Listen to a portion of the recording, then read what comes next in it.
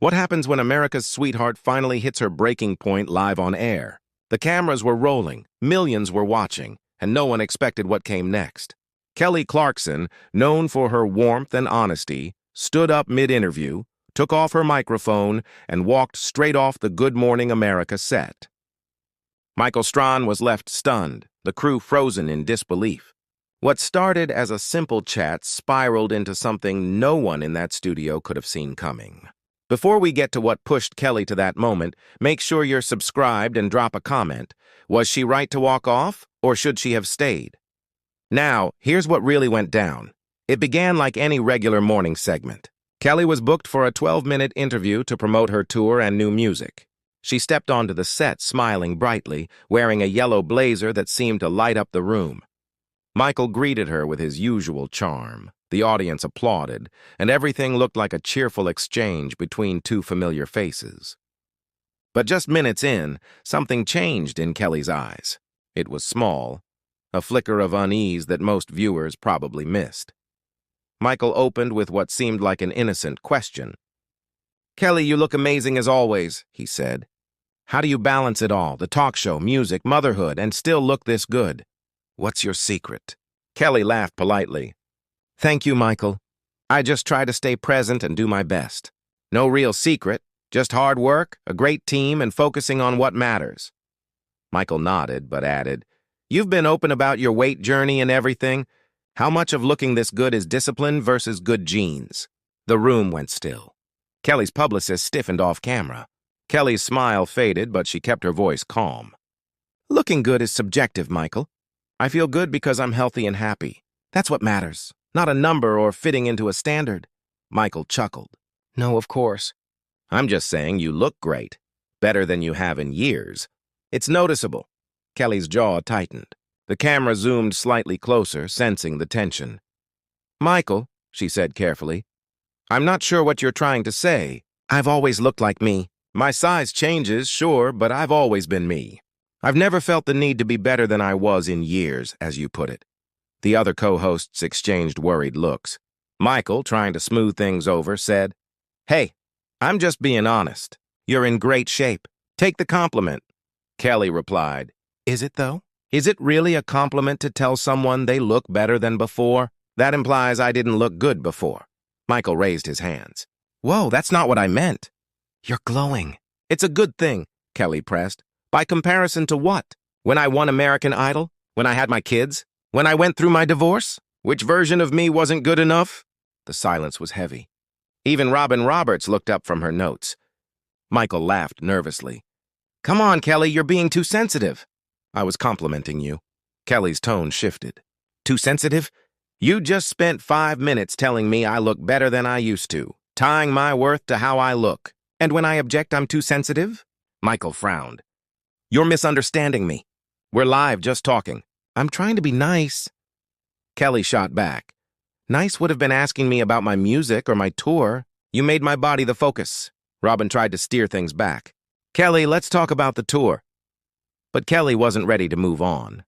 "No, Robin, this matters. Do you know how many interviews I've done where I'm asked about my weight instead of my work? Too many. And every time I smile and move on, because that's what women are taught, to make men comfortable even when they make us uncomfortable."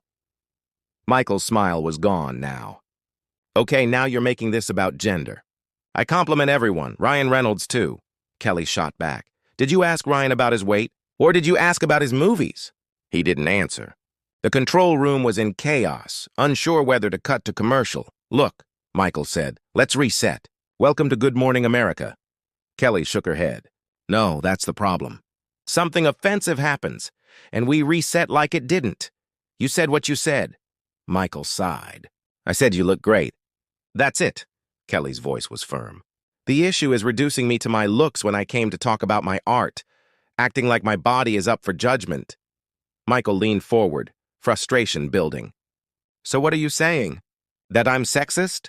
Kelly replied, "You didn't ask how I stay healthy, you asked how I balance looking this good. That's about appearance, not health." The audience was silent, phones recording.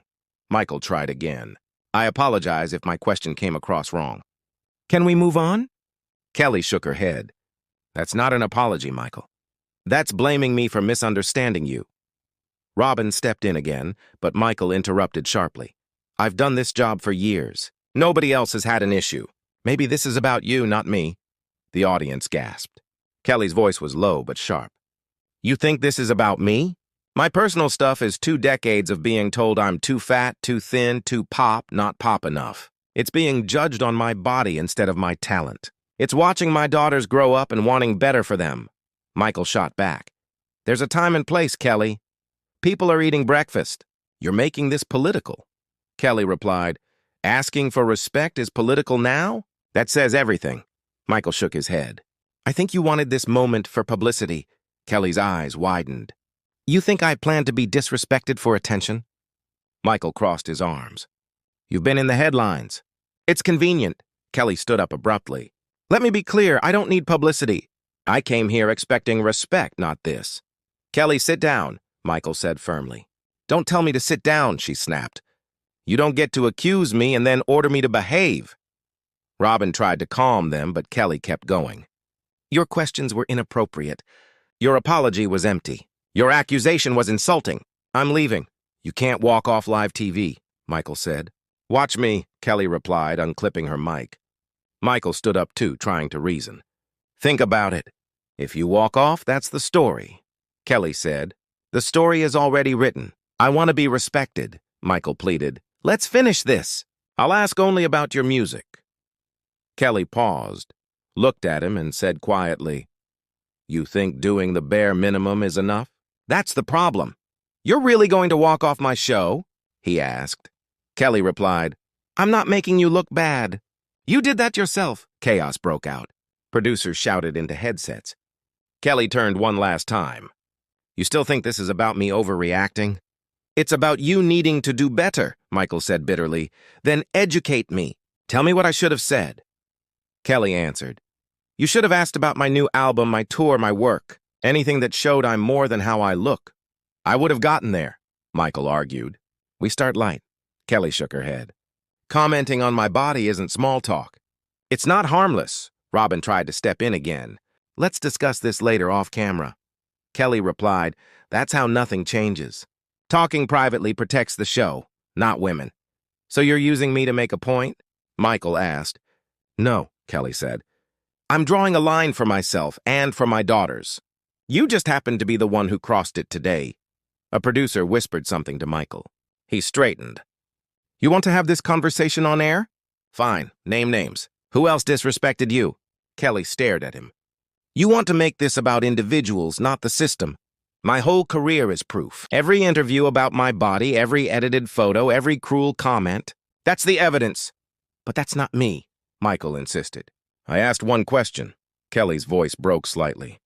One question tells me my looks come first.